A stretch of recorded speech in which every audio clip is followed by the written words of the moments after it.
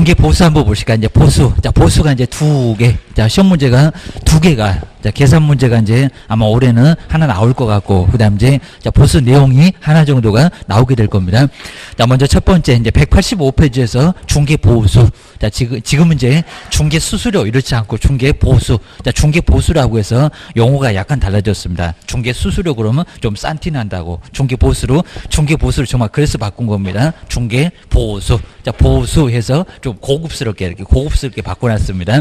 자, 185페이지가 이제 바로 서설. 그건 간단해 보시고요. 근데 오른쪽에 중개 보수. 뭐 성격도 뭐 나올 거는 186페이지에 외쪽에 것도 뭐 나올 건 아예 없습니다. 중개 보수. 자, 보수하고 실비. 약간 좀 내용이 다릅니다. 중개보수는 노력의 대가로 받는 게 바로 중개보수. 그리고 실비는 이제 나중에 쓰고 돌려받는 게 바로 실비. 실제 비용을 돌려받습니다. 187페이지가 이제 중개보수, 그리고 뭐 성립요건 이런 것들도 크게 뭐 나올 만한 거는 아예 아닙니다. 자, 먼저 첫 번째 제목 정도로 중개계약, 중개 하나 부탁합시다. 알았다. 라고 하는 게 바로 이제 중개계약인데, 거기에 먼저 존재하면 되고요. 그 다음 이제 인과관계는 따지긴 따질 건데, 거래 당사자 간에 뭐가 거래계약이 성립. 그래서 이제 거래계약이 성립되면 그때 이제 봐줄 수가 있습니다. 다 끝났을 때 봐줄 수 있다. 그리고 꼭 거래계약이 성립돼야 됩니다. 뭐 99.9 해봐야 소용이 없습니다. 옆집에 가서 계약서 쓰면은 그 옆집에서 받고, 물론 뭐 뒤통수 치면 이제 받을 수는 있겠지만, 하여튼은 거기는 아예 선택할 수는 있다는 겁니다. 자, 거래가 됐을 때 받는다. 보셔야 됩니다. 그다음 이제 188페이지에 이제 세 번째가 이제 중개행위로, 여기 이제 인과관계입니다. 중개행위로 거래계약이 뭐 중개 있으면 거래계약 성립할 겁니다. 중개가 원인, 그리고 결과적으로 거래. 자, 그러면 중개보수를 받을 수가 있다는 겁니다. 꼭 우리 법에서는 무슨 인과관계를 따져. 원인과 결과 관계, 출발하고 결과, 끝난 거, 이런 것도 이제 꼭 따지게 돼 있습니다. 그 다음 이제 두 번째가 중개보수는 언제 성립하고 언제 행사한대요. 근데 성립이 여기가 약간 좀 어려울 겁니다. 중개계약이 여기는 체결됐을 때 바로 이제 성립합니다. 그러니까 동그라미 1번. 자, 쭉 내려왔을 때 중간 아래쪽에 예제는 좀 냈었습니다. 중개보수, 이렇게 이제 먼저, 자, 성립 했을 때가 이제 중개계약 때 이미, 자, 여기서는 이제 중개보수가 발생했다고 합니다. 청구는 아직 안 되는데, 우리가 정지 조건을 많이 배우잖아요. 멈춰 있다. 자, 그 후에 이제 계약이 성립되면 그 조건으로 보수를 받을 수가 있습니다. 그런데 먼저 중개보수는 발생했다고 본다는 겁니다. 언제? 중개계약 때. 첫 번째 줄에 나와 있습니다. 중개계약이 성립하면 중개보수도 발생한다. 발생이니까 청구가 될 것 같습니다. 청구하면 이제 손바닥 얻어맞습니다. 계약하고. 조건 보니까 이미 발생했다고는 보는데 청구는 안 된다. 청구는 언제? 계약하고 계십니다. 청구는 우리 생각하고 똑같습니다. 청구는 계약이 이제 됐을 때 그때 청구. 자, 이미 먼저 발생했다. 여기가 약간 독특하니까 판례가 그렇게 봐서 그렇습니다. 지금 이제 거의 많이 안 내고 있지만 일단 중개계약 때 발생. 그리고 청구는 거래계약 때. 처음에 오자마자 중개보수는 발생했다. 청구는 안 된다. 계약하면 청구된다. 라고 기억을 꺼놓으셔야 됩니다. 그 다음 이제 오른쪽에 189페이지 이제 세 번째.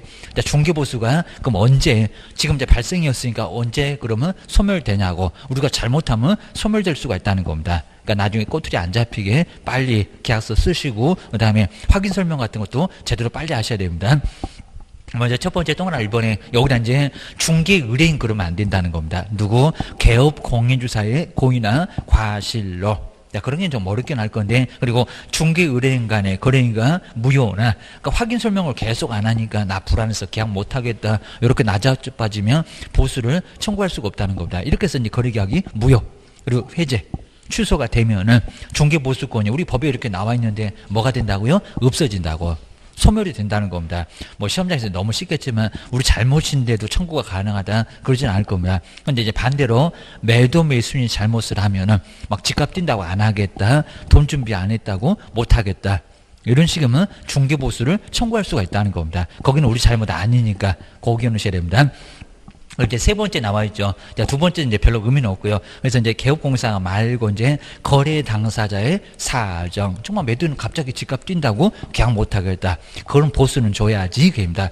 거기서 받은 돈이 아니라 총 금액이라는 겁니다. 또 매수인 돈 준비 안 됐다고 못 한다. 낮아빠졌다. 라고 하면 보수는 그때는 소멸한다 안 한다? 안 한다.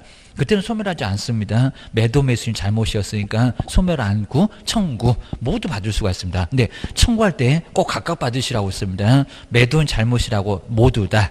매수인 것까지 받아내시면 초과 보수가 된다는 겁니다. 또 매수인 잘못됐다고 매도인 것까지도 매수인한테 이렇게 청구하시면 절대 안 된다는 겁니다. 각각 청구할 수가 있습니다. 계약만 되면 받았으니까 여기는 뒤에 누구 잘못은 절대 안 묻습니다. 그건 조심하셔야 됩니다. 그다음 아래에 네 번째가 이제 중개 보수는 이제 여기서부터 이제 본격적으로 시험 문제가 나오는데 0.9 안에서 청구 임대차는 한 단계가 낮습니다. 세 살잖아. 자 이러니까 한 단계 낮춰놓은 것 같습니다. 자 먼저 주택 그리고 부속 토지를 포함하니까요. 우리 토지 가액은 아예 주택으로 넣으셔야 됩니다. 괜히 또 땅이라고 0.9 받으시면 큰일 난다는 겁니다. 중개 보수 제가 배울 때 잘못 배워갖고요. 그래봐야 소용없습니다. 교도소 가는 데는 아무 지장이 없습니다.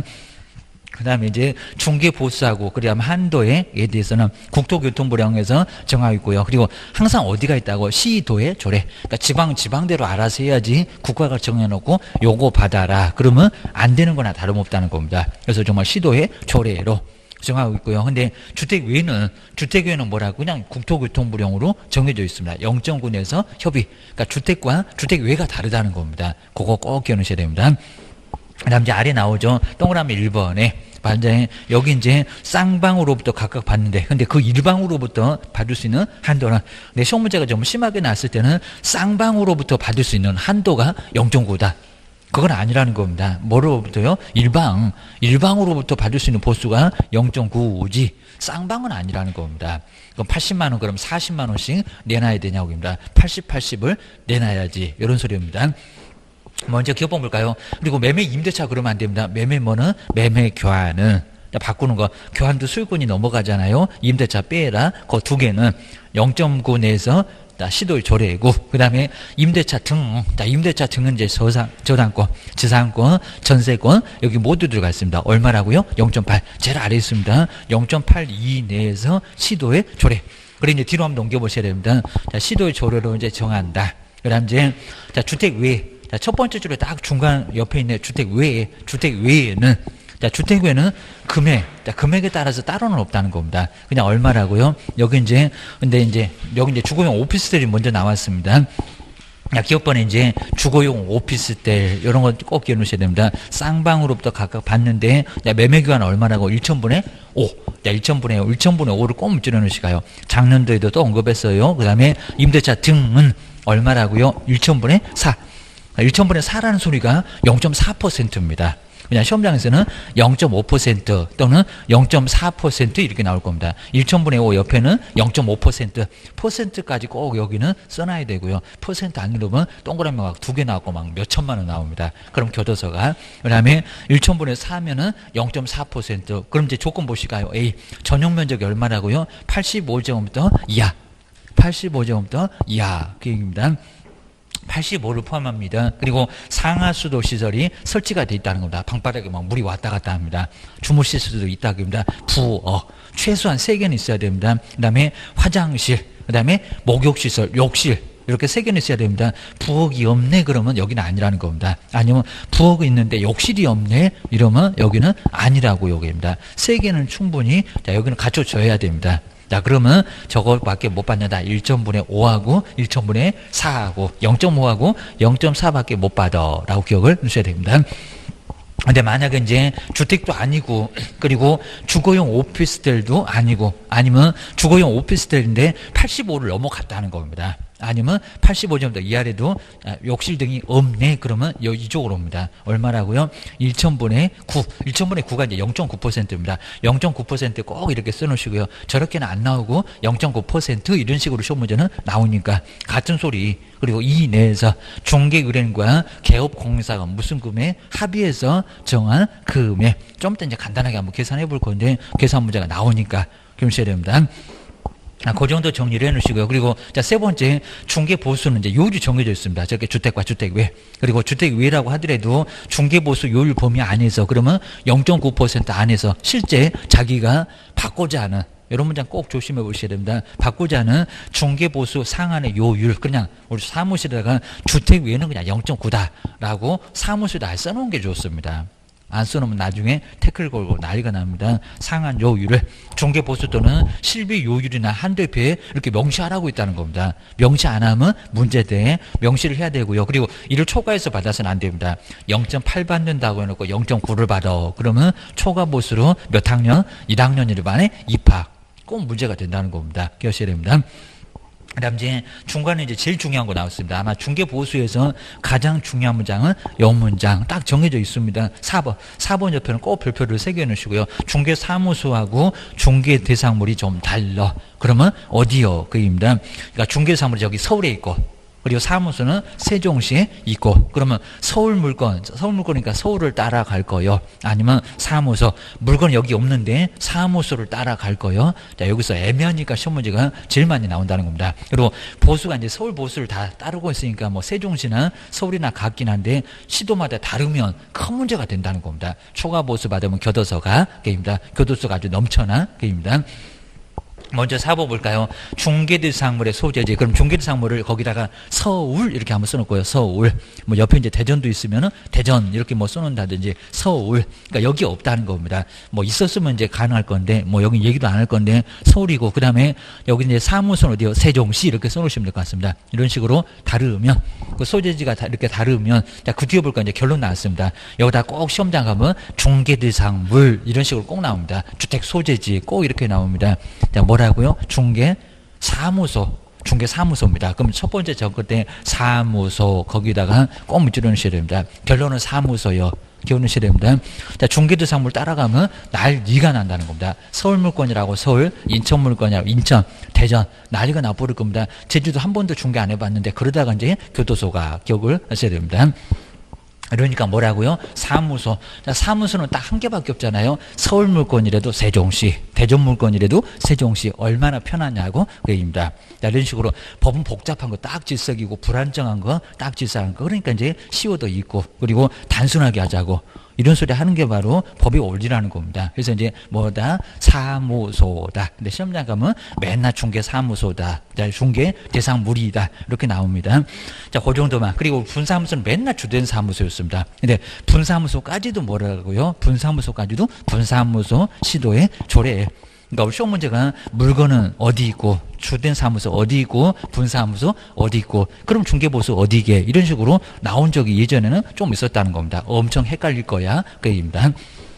그 다음 이제 자 5번 해볼까요? 동일을 꼭 적을까? 동일 몇 번이라고요? 동일 3번. 동일 3번이 바로 나옵니다. 그리고 3번이 나온지를 보셔야 됩니다. 자, 어느 문제집 여기다 이제 동일 2번만 나오고 거기다가 매매 그러면 큰일 난다는 겁니다. 여기는 뭐라고요? 동일 몇 번? 3번. 아무리 그냥 여기는 손가락 꼽아가면서 한번 세봐야 됩니다. 자, 먼저 첫 번째 동일한 중개대상물에 대하여. 자, 먼저 첫 번째 동일 나왔습니다. 그리고 동일 뭐라고요? 당사자. 여기서 이제 꼭 동일 당사자에서 이제 달라집니다. 처음에 매매는 갑을, 근데 임대차를, 전세를, 을병 이런 식으로 달라질 수 있다는 겁니다. 또 그 갑을이 동일한 당사자입니다. 오죽하면 그러겠냐고 그입니다.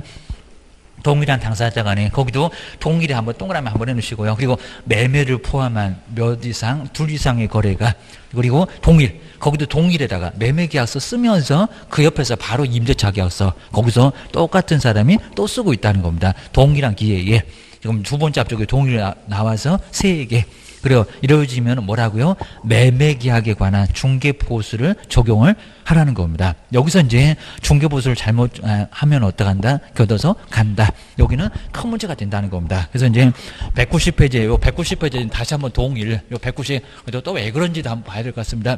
동일이 몇 번이라고요? 동일이 바로 3번. 동일이 자그마치 3번. 문장이 좀 길어요. 시험장 가봤더니 어쨌든 문장이 좀 짧다 그러면 저것들도 뒤통수 치고 있네. 라고 해서 동일 3번. 아직까지 그렇게 심하게는 안 내봤는데 꼭 조심하시라는 겁니다. 이제 동일이니까요. 자, 먼저 첫 번째 동일한 중개대상물 물건이 같아야 됩니다. 물건이 다르면 매매계약서 쓰고 임대차 계약서를 써도 그 물건이 다르면 각각이라는 겁니다. 동일한 중개대상물 그러면 A 물건 그리고 동일한 뭐라고요? 당사자 꼭 여기서 이제 많이 달라집니다. 동일한 당사자 매매계약도 갑을 그리고 임대차 계약서 그 자리에서 똑같이 또 쓸 건데 또 거기도 뭐라고요? 거기도 갑을 이런 식으로 동일한 당사자가 달라지지 말라는 겁니다. 그리고 동일한 뭐 기회에 동일한 기회에 그러면 매매 계약서를 이렇게 쓰면서 또 그리고 여기서 이제 전세 계약서를 쓰거나 됩니다. 여기는 이제 강사자, 매매 계약도 갑을, 임대차 계약도 누구 갑을, 그리고 물건 A 물건 요거 하나 갖고 있습니다. 하나 물건을 같은 사람이 매매 계약서도 쓰고 무슨 계약서도 쓰고 전세 계약서도 쓰고 그 뭐만 받으라고요? 매매만. 그죠? 요거 매매가 이제 크게 나오니까 하나만 받았으면 소원 풀었잖아. 정말 매매 외에 다른 거 받으면 매매한다고 했습니다. 1년이나 지옥이나 1,000만 원이나 벌금을 받을 수 있다는 겁니다. 또 시험장 갔더니 전세만 또 이러고 있다는 겁니다. 아니요, 그게입니다. 차라리 죽으라고 해라, 그게입니다. 여기는 매매 하나만 받으면 된다는 겁니다. 정말 매매 하나 안 받으면 매매할 거예요. 기억하셔야 됩니다. 먼저 첫 번째 요런 상황입니다. 먼저 첫 번째 우리 갑이 이제 503호에서 계속 살고 있었는데 집을 팔고 그 집을 못 떠나게 됩니다. 오죽하면 그러건 얘기입니다. 아마 쫄딱 망해서 그러겠죠. 바로 매도인. 자, 그러면서 이제 얼마래요? 3억으로 팔았다는 겁니다. 그래서 이제 이렇게 매매가 성립이 됐다는 겁니다. 매매가. 그럼 누가요? 을이. 자, 보통 사람 같으면 요 사람 이제 집을 팔고 뭐요? 떠나갈 건데 떠나가지를 못해요. 우리 주택임대차 판례에서도 나온다는 겁니다. 매도하고 다시 임차. 그러면 요분도 대학력도 이상하다는 겁니다. 그러니까 우리 아주 여러 가지로 속색입니다. 중개보수도 얼마 많이 못 받아. 그리고 대학력도 이상해서 요분은 나중에 전세금 다 날릴 수도 아예 있다는 겁니다. 그래서 조심해라. 우리 보고 조심해라 그럽니다.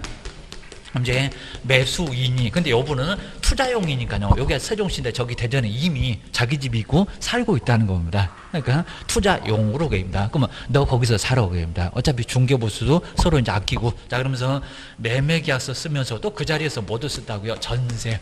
자, 이런 식으로 전세. 자, 전세계약서 썼는데 2억으로. 그럼 이제 금액 다 줄 겁니다. 여기도 요율 얼마, 이런 식으로 다 주게 될 거라는 겁니다. 매매계약서도 쓰고, 그리고 그 전세계약서를 누가 썼다고요? 갑하고, 그리고 누구요? 을이. 입니다. 파는 사람이. 그럼 이제 완전히 입장이 달라졌네. 자, 그러면 이제, 그러니까 요게 이제 우리 민법에서도 점유 개정이니 뭐 간접 점유니 하면서 이제 이런 것들을 배우게 될 건데, 뭐 간이인도네 하면서 배우게 될 겁니다. 거기도 민법에서 자주 나온다는 겁니다. 이게 엄청 헷갈려. 기억을 하셔야 됩니다. 먼저, 자, 이런 식으로 이제, 자, 계약서 쓰면서, 이제 요게 뭡니까? 요게 이제 뭐 점유 개정인지, 이렇게 점유 개정인지, 그리고 간이 인도인지, 자, 이러면서 이제 상당히 좀 애매하다는 겁니다. 간이 인도. 이런 것들이 좀 헷갈릴 수 있다는 겁니다. 요게 뭔가요? 점유 개정. 요 점유 개정입니다. 점유 개정계입니다. 그러니까 점유를, 자, 소유권이었는데 뭐로 바꿨습니까? 전세로 입니다. 그러니까 소유권 가지고 있었다가 이제는 뭐 한다? 전세 산다. 그러니까 외부에서 봤을 때는 전혀 변함이 없으니까요. 아직도 저 사람은 주인 이거지 했더니 새 살고 있네. 라고 해서 둘만 알지. 저기 부동산하고 해서 저런 거 이제 소문은 다 나겠죠. 제주를 딱 망했대. 이제 전세 산대. 이러면서 이제 이런 소리로. 그래서 이제 같은 적이니까요. 좀 망신스러우니까 이사를 간 사람이 대부분일 거라는 겁니다. 그죠? 그냥 대골 같은 집에서 살았는데 사업이 쫄딱 망해갖고 심하면 이제 월세도 살 겁니다. 월세. 쟤는 이제 월세 산대. 하게 되면 환장할 겁니다. 그냥 맨날 선글라스 끼고 다니고 그럴 겁니다. 자, 그 정도인데, 여기 바로 이제, 여기는 점유 계정. 근데, 우리 간인도는 이미 뭐 물건이 넘어왔다.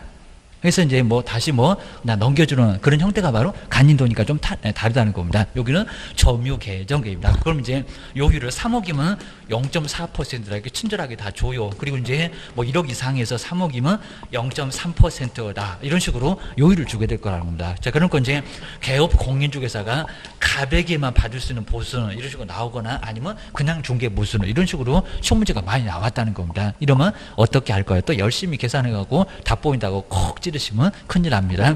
자, 먼저 0.4니까요. 아주 간단하잖아요. 얼마요? 30만 원. 자, 이제 3개 떼버리면 되니까. 그리고 0.4, 3, 4 얼마요? 120입니다. 이거 뭐 전자계산기 두들고 계시는 분은 계산 못하는 사람이요. 바로 얼마요? 120만 원. 이거 계산기 두들고 있을 시간이 없다는 겁니다. 얼마? 120. 그리고 실무가도 똑같습니다. 한 2억. 그리고 3억 정도 되면 0.4가 요율입니다. 0.4. 그러면 3, 40이 2억이면 2, 4, 8에서 80만 원 여기 됩니다. 그럼 이제 매수인에게도 받으니까 240은 확보가 됐죠. 자, 그리고 이제 요놈입니다. 자, 2억이니까 2억에다가 그러면 0.4. 그러면 퍼센트하고 0점 떼버리면 3개 떼버리면 몽땅 떼면 20만 원 이렇게 나왔을 겁니다. 20에다가 3을 곱하면 얼마래요? 60. 자, 60만 원입니다. 60만 원. 근데 아까 뭐라고 했나요? 매매 계약도 갑을, 임대차 계약도 갑을. 오직하면 그러거니 이게입니다. 좀 봐줘라. 그럼 뭘 봐줄래? 뭐는 받지 말라고. 뭐는 받지 말라고요? 전세 받지 말라고. 요거 받으면 어디로 보낼 거요? 초과보수를 1년이나 징역이나 1,000만 원이나의 벌금을 갈 수 있다는 겁니다. 제가 몰라갖고요. 그래도 교도소 가는 데는 아무 지장 없습니다. 여기 바로 1년이나 징역이나 1,000만 원이나 벌금에다가 등록 취소 당하면 3년 동안 영업을 못할 수가 있다는 겁니다. 그래서 여기 이제 얼마? 120만 원입니다. 근데 이제 갑에게만 받을 수 있는 보수는 을에게만 받을 수 있는 보수 그러면 이제 120만 원 이럴 건데 아무 소리 안 했다는 겁니다. 아무 소리 안 했다 그러면 120에다가 곱하기 2. 그냥 중개보수는 그럼 얼마라고? 240만 원 이렇게 나올 거라는 겁니다. 근데 이제 여기서 조금 조심해 보실까요? 요건 가불이었는데 근데 만약에 전세를 정말 요분은 이제 떠나갔고 점유계좌가 아니고 떠나갔고 전세를 을하고 그리고 그 옆에 같은 자리에 앉아있다는 겁니다. 병익입니다. 지금 얘는 열세 받고 돈 받아서 이미 떠나고 없다는 겁니다. 근데 그 옆에서 그 자리에서 또 전세계약을 을병이 계약을 체결한다는 겁니다. 그럼 요것도 얼마요? 자, 이런 식으로 해서 처음에 우리 중개보수가 요놈이 먼저 나왔고요. 그리고 나중에는 요놈도 나왔습니다. 자, 그럼 이제 두 번 다 한 번씩은 나와봤으니까 어느 놈이 나올지는 모르는데 요 가불인지 울병인지 요걸 잘 보시라는 겁니다. 기하셔야 됩니다. 만약에 울병님 뭔가요? 울병. 그러니까 여기서도 동일한 거 두 번은 충족했다는 겁니다. 먼저 볼까요? 동일한 중개대상물 맞죠? 그렇죠? 그 물건, 요거 A 물건을 그대로 그 자리에서 그리고 동일한 기회도 맞았다는 겁니다. 동일한 기회. 그죠? 매매계약서 쓰면서 그 옆에서 바로 전세계약서를 썼으니까 바로 두 개는 충족이 됐다는 겁니다. 근데 뭐가 충족이 안 됐나요? 동일한 당사자. 그래서 매매계약을 누구요? 가불이 매매계약서를 썼는데 뭐라고? 임대차 계약은 누구요? 전세계약은 을. 그리고 병이 얘는 집을 떠나간 얘기입니다. 그죠? 창피하다고 떠나갔네. 그러면 여분이 세를 들어왔네. 그러면 매매계약서 쓰면서 그 같은 물건을 바로 전세계약서를 써도 뭐라고요? 요때는 둘 다 합니다. 그럼 요거 얼마래요? 180개입니다. 180만 원. 그래서 이제 갑에게만 요런 소리 여기서 이제 을에게만 그럼 여기 이제 180만 원 그럴 겁니다. 그리고 아무 소리 안 하고 중개 보수는 그럼 여기다가 곱하기 2해라입니다. 곱하기 2해라 360만 원이다. 라고 이제 답을 찾아내셔야 됩니다. 요것도 나와봤고 저것도 나와봤고 동일 세 번 꼭 하셔야 됩니다. 그리고 여기서 우리 주택임대차에서 매도하고 임차했을 때 이제 언제라고요? 여부는 이미 2015년 한 3월 20일 정도에 들어왔다는 겁니다. 그리고 이제 오늘 와가지고 2019년 그리고 이제 4월 자 그러면서 이제 전세계약서 이제 오늘 다 마무리해가지고 이제 오늘 계약서를 지금 쓰고 있다는 겁니다. 자 그러면서 이제 4월 3일 그러면 요거 대항력이 언제일까요? 입니다. 그래서 여기는 그리고 이제 등기는 저기 보니까요 등기를 누가요? 을이 등기를 4월 10일 정도에 법무사가 좀 꾸물거리니까요 4월 10일에 등기가 됐다는 겁니다. 자 그래서 주택임대차에서도 이런 판례는 좀 많이 나와야 됩니다. 이거 초긴장해야 된다는 겁니다. 자 그러면 어떻게 됩니까? 자 먼저 전입신고는 이렇게 나와 있는 것은 2015년일 건데 이거 소유권자의 전입신고니까 대항력이 있다 없다? 자 주택임대차는 임차인을 위한 법이지 소유권자가 아니라는 겁니다. 그리고 여기도 조심하시라는 겁니다. 아직은 우리 소유권을 가져갔습니까? 안 가져갔어요. 그러면 등기상 지면서 때 보면 누가 소유권자입니까? 그대로 갑이입니다. 그러면 아직도 갑이 그러면 소유권자는 보호 안 해. 입니다. 그럼 뭐라고요? 보호 안 된다고요. 괜히 또 그냥 다음 날은 생각나갖고 4월 4일 0시부터 해봐야 소용없다는 겁니다. 내가 전세 살다가 그죠 집 놔주고 팔고 전세 월세 살 때 그분 조심 좀 하시라는 겁니다. 큰일 나요기입니다. 그리고 대출 안 받기로 했습니다. 대출 절대 안 받을게 라고 딱 약속까지 놓고 각서 쓰면 뭐하냐고 공증받으면 뭐하냐고 가서 받았는데 입니다. 아주 대출 뽑았다는 겁니다. 그러면 은행은 대출 뽑자마자 오늘 당일에 바로 가고 법무사 그냥 은행 법무사가 있으니까요. 바로 가서 등기 접수해요. 등기 접수한다는 겁니다. 자, 그러면 오늘 등기가 접수가 돼 있네요. 자, 그럼 언제라고요? 자, 4월 10일 정도 이렇게 등기가 되면은 언제라고요? 아직도 계속 소유권자. 그럼 언제가 되겠습니까? 자, 그럼 이제 은행은 은행 만약에 은행에서 이제 대출을 저거 3억 집인데 한 2억 5천을 2억 5천 아주 풀로 뽑습니다. 2억 5천 건저당이 먼저 이렇게 등기가 돼 있다는 겁니다. 건저당. 그러면서 이제 건저당과 그리고 을이 이제 소유권 명의로 소유권 요놈이 더 분명히 빠르겠죠. 그리고 소유권하고 이렇게 등기가 같이 됐다는 겁니다. 그러면 누구요? 갑은 대항력이 언제입니까? 누구 명의로? 매수인 명의로 소유권 이전 등기한 언제라고요? 그죠. 다음 날. 그럼 언제라고요? 4월 11일 날짜가 바뀌어야 돼. 11일 언제라고요? 0시부터. 근데 근저당은 당일에 효력을 바로 발생한다는 겁니다. 요놈 언제라고요? 4월 10일에 이미 효력 발생했습니다. 자, 경매가 되면 누가 받을까요? 낙찰대금은 딱 2억밖에 안 나왔다는 겁니다. 2억. 자, 2억 이제 여기서 이제 2억 5천 정도 나왔다. 3억짜리 집이니까. 자, 그러면 누구만 배당받습니까? 은행만. 그러면 전세금 자금만 짜가 얼마 됐다고요? 2억. 2억은 어떻게 됩니까? 단 한 푼도 받을 수가 없어요. 거기다 대항력 있어요? 없어요? 없어요. 언제라고요? 말소 기준 원리 아래에 빗자루가 다 쓸어버립니다. 아주 깨끗하게 청소하고 흔적 없이 나가줍니다. 그래서 여기는 아예 못 받습니다. 낙찰자한테도 못 받습니다. 그러면 요거 나중에 우리 갑이 저기 막 뛰어내리고 뭐 수면제 살까요? 수면제 계속 사갖고 모아갖고 10개를 완샷 할까요? 안 한다는 겁니다. 그죠? 너 딱 걸렸어. 누구한테 갈 거요? 개업한테. 개업한테 갈 수밖에 없다는 겁니다. 결론적으로 2억을 누가요? 개업 공인주사가 이거 정말 있었습니다. 개업공사가 나중에 다 손해배상, 우리 아까 보증 설정 그래서 배웠잖아요. 손해배상으로 책임질 수밖에 없다는 겁니다. 정말 이런 슬픈 사연이 있습니다. 이 정도니까 정말 조심. 이거 진짜 소름 돋는 일입니다. 중개보수도 얼마 못 받아. 이놈의 대항력은 이상해가지고 나중에 결론적으로 계속 밀리다가 언제라고요? 전세계 가서 써봐야 소용이 없다니까요. 매수 명의로 소유권 이전 등기 된 그것도 뭐라고? 또 다음날.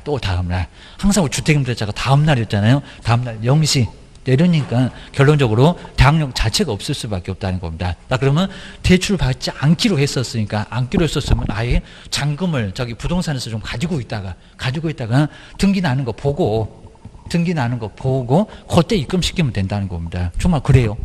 가지고 좀 있으라는 겁니다. 믿을 수가 없다는 겁니다.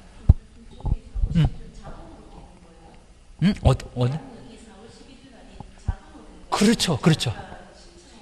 아니. 대항력은 이제 전입신고 돼 있으니까. 그리고 확정일자는 이미 받았는데 뭐라고요? 요거는 4월 11일.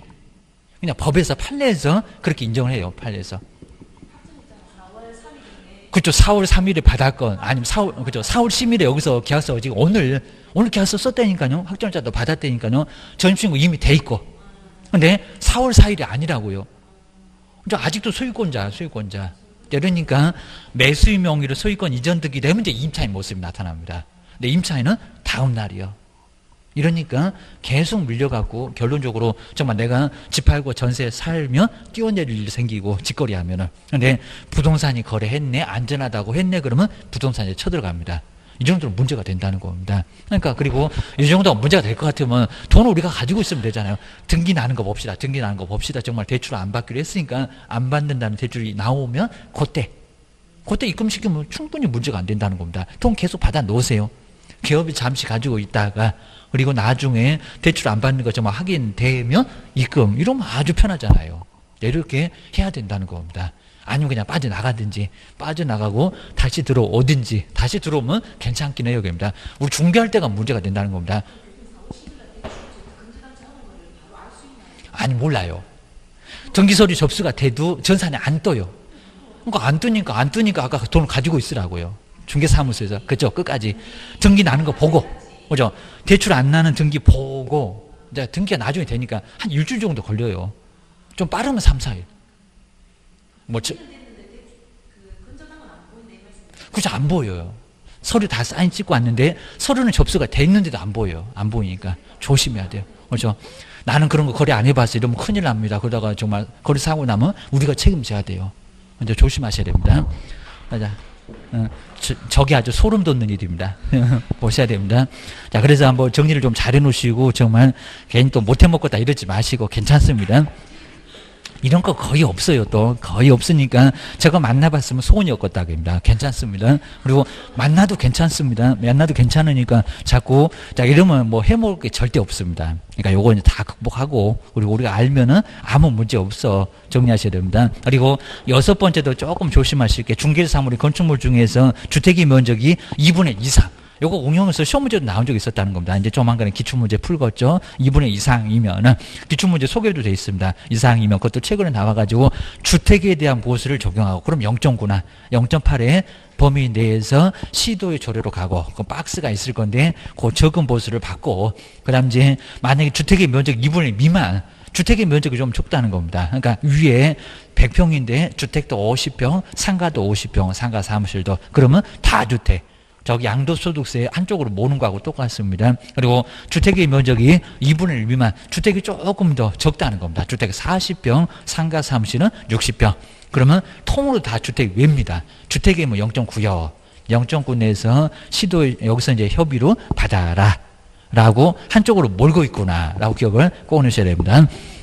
그 다음 이제, 자, 두 번째, 요 문장 자체도 이제 우리 시험 문제는 좀 나왔었고요. 자, 만약에 중개 보수를 초과해서 받으면 그 초과 부분, 전액은 아닙니다. 초과 부분은 효력이 있을까요? 없을까요? 무효.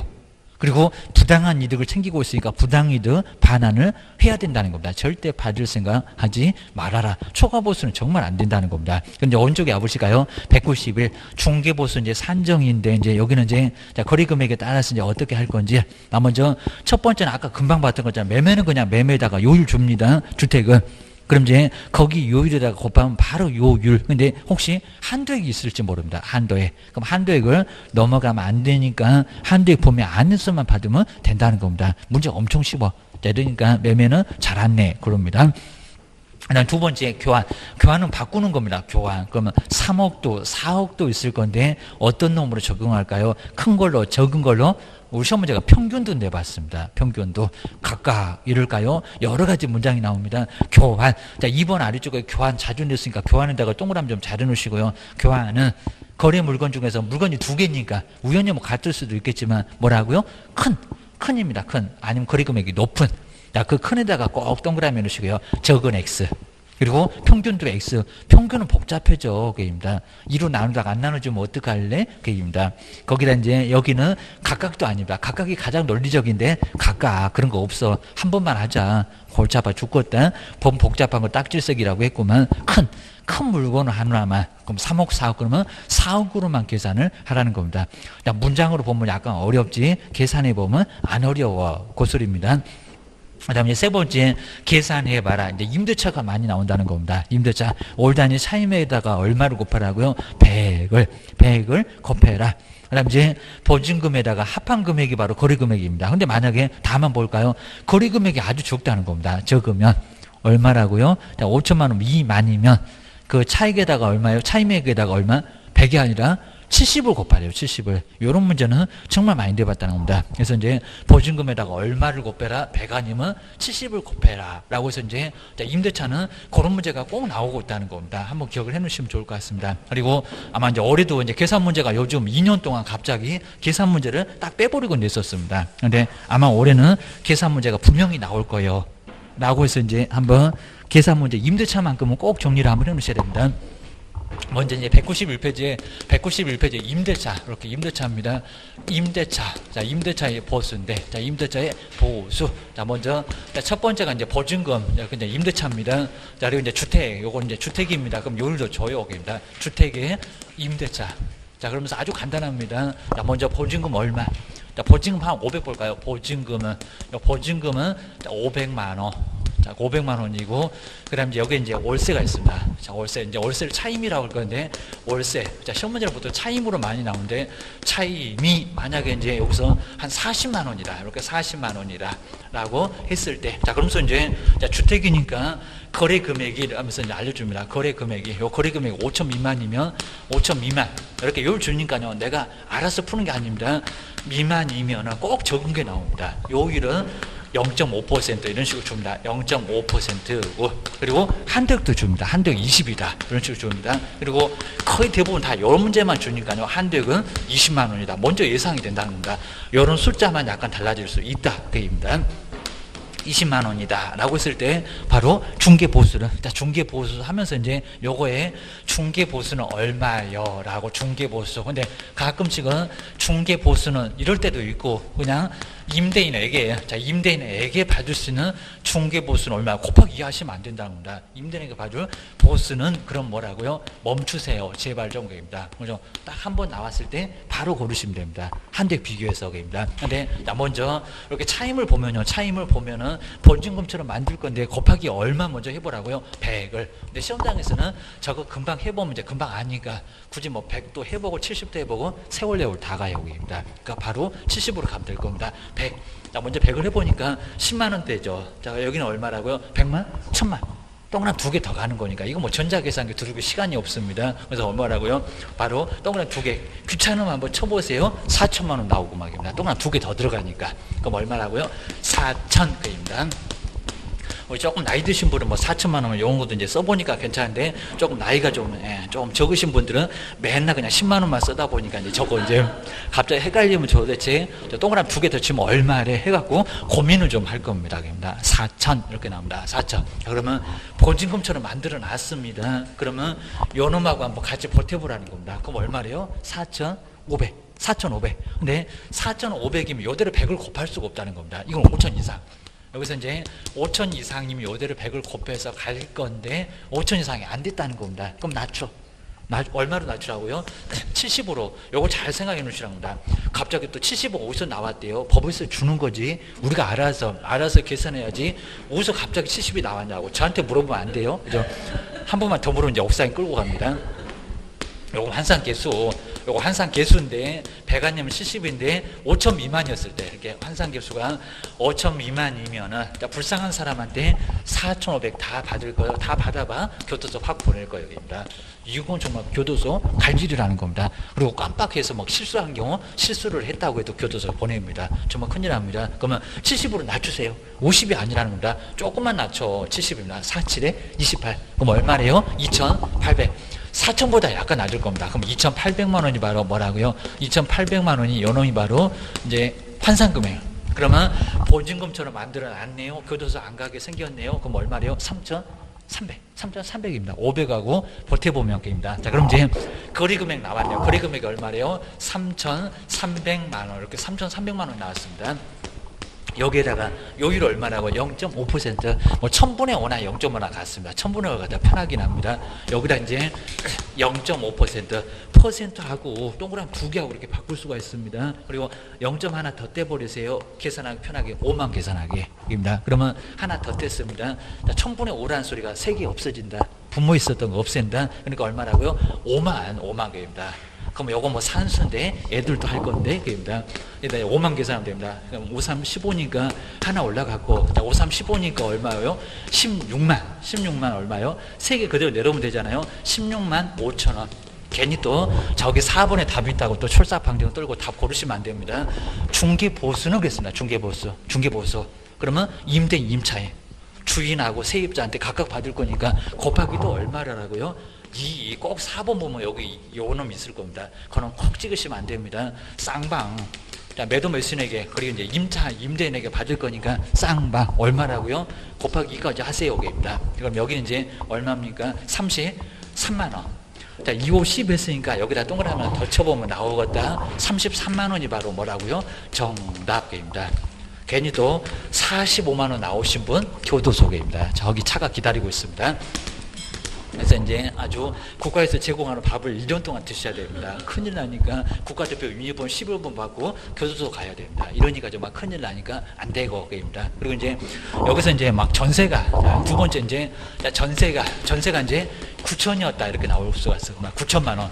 9천만 원이었다. 그리고 이제 9천만 원인데 이제 주택입니다. 자, 그러면서 이제 여기다 이제 여기서 이제 5천 이상. 자, 5천 이상에서 전세는 딱 1억입니다. 자, 1억 미만이었을 때 요율.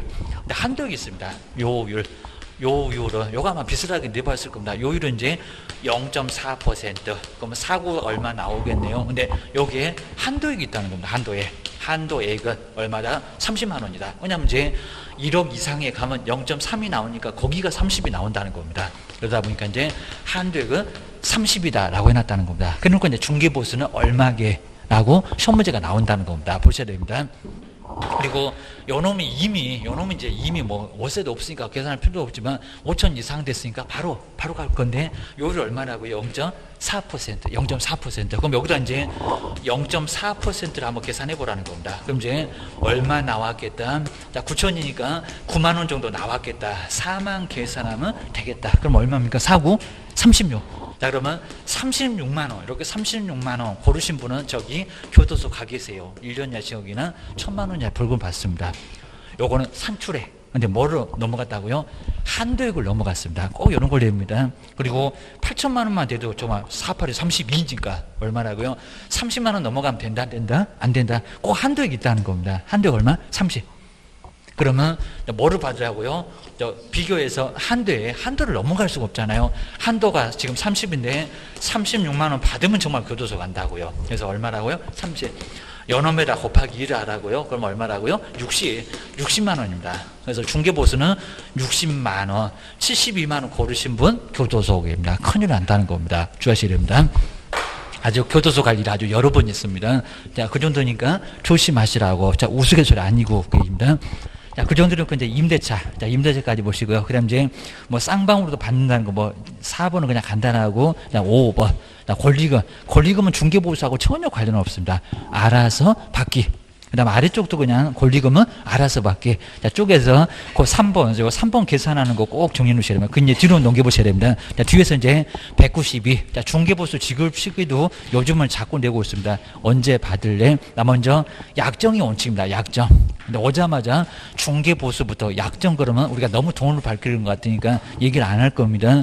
자, 먼저 지급 시기 나오죠. 개업 공인주사하고 중개요령 간의 약정. 그러니까 계약금 칠 때도 받을 수는 있다는 겁니다. 다 안 끝나도. 근데 받을 수 있는데 그거부터 먼저 얘기하면 쟤만 돈을 밝혀. 이러니까 나중에 받기가 어렵다는 겁니다. 근데 뒤에 볼까요? 약정이 없으면 거의 다 대부분 약정이 없습니다. 그러면 거래 대금이 언제라고요? 지급이 완료. 완료면 언제래요? 잔금입니다. 잔금 받을 때 거기서 청구할 수 있다는 겁니다. 여기서 뭐 시기가 뭐 잘못됐다고 뭐 처벌받는 것은 아닌데, 자, 분명히 법에는 약정으로 정해라. 약정이었으면 다 끝났어 받아라. 끝까지 봐줘라. 이런 소리인 것 같습니다. 그다음 이제 자 2번에서 저 6권 해석이 아니라고 하더라도 아예 그냥 서식에 있습니다. 부가가치세 받을 수 있다 없다? 받을 수 있다. 없다가 아닙니다. 받을 수 있다. 그러니까 얘는 이제 아예 예전에는 절대 받지 말라고 했습니다. 자, 초과보수를 하고 있는데 지금은 부가가치세. 그러니까 만약에 아까 보셨던 30만 원, 그럼 3만 원. 그러니까 여기 이제 우리 나중에 일반과세면 이제 간이과세는 안 됩니다. 일반과세업자는 요 금액의 10%를 부가세로 내야 된다는 겁니다. 그러면 서비스는 누가 받았냐고? 우리가 받았습니까? 매도 매수, 임대 임차인. 그러니까 당연히 부가가치세는 누가라고요? 우리 세법도 배우잖아요. 용역의 최종 소비자가 받습니다. 그러니까 33만 원. 33만 원을 받을 수가 있다는 겁니다. 그리고 이제 우리 매매 같으면 요 매매 같은 경우에 만약에 80만 원. 자, 먼저 집을 살 때도 80만 원 들어갔다 팔 때도 한 80만 원 들어갔다. 요거 이제 다 뭐로 빼줍니까? 필요 경비로 다 빼준다는 겁니다. 우리 가끔씩 막 세법에서도 다음 중에서 필요 경비가 아닌 것은 이런 때도 막 물어보기도 한다는 겁니다. 경비에서 빼줘라고 기억을 주셔야 됩니다. 자, 그렇게 해서 이제 이것도 보시고요. 그리고 부동산 컨설팅 비용도 빼주고, 법무사 수수료도 빼주고, 뭐 소송 진행 중에 문제가 되면 뭐 소송 비용, 공증 비용, 이런 거 다 빼준다는 겁니다. 다 나간 돈이니까.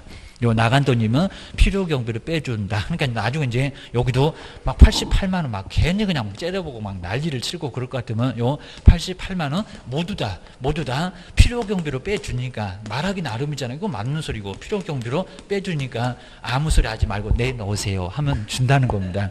괜히 그냥 무조건 주세요. 그럼 다른 데는 80만 원인데 왜 너는 막 8만 원을 더 받냐? 쥐가 내는 게 당연한데도 막 우기고 난리가 난다는 겁니다. 근데 간이과세는 안 됩니다.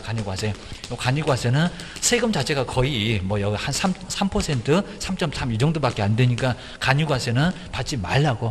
처음엔 또 받아도 괜찮다고 하더니 요즘은 또 받지 말라고 하니까 무슨 과세만? 일반 과세만. 4,800원 넘어가는 일반 과세만 요거를 받을 수가 있다는 겁니다. 꼭 기하셔야 됩니다. 간이과세가 받으면 이제 초과보수가 됩니다. 그건 조심하셔야 됩니다. 그 다음에 실비하고 영수증. 아까 이제 우리 실비 한번 간단히 해봤습니다. 권리관계 등의 확인. 요거 가끔씩 문장 냅니다. 그럼 누구 집을 확인했을까요? 매도인 집. 그럼 누가 낼까요? 매도인이. 임대인 집을 확인했다 그러면 임대인. 그 확인은 이전. 이제 아래 나옵니다. 그리고 자, 금방 보셨던 계약금 등의 반환 채무 이행 보장은 누구요? 취득 쪽에서, 매수인 쪽에서 이득을 보니까 누가 부담한다? 한쪽으로 나뉜다는 겁니다. 중개보수는 쌍방인데 실비는 일방으로 나눠져입니다. 영수증 등을 첨부해서 이제 임자 나옵니다. 권리를 이전하고자 하는 쪽에다가 여기는 확인이고, 그다음 이제 계약금 등의 예치는 이제 가로 안에 있네요. 계약금 등의 예치는 누구라고요? 취득하고자 하는 쪽. 꼭 나눠서 봐야 됩니다. 확인은 이전 집을 확인했으니까 이전 매도인한테.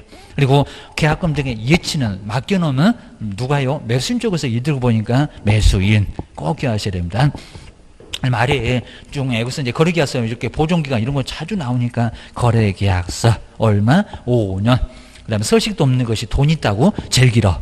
꼭 기하셔야 됩니다. 그리고 확인 설명서 몇 년이라고요? 3년. 그 다음 이제 보증 관련 서류 이제 주라는 서류지 보관하는 서류는 아니다. 그럽니다. 전속 중개 계약서 몇 년이다? 3년. 3년입니다. 그리고 저기 이제 매수 신청 대리 이쪽에 가면 다 5년이에요.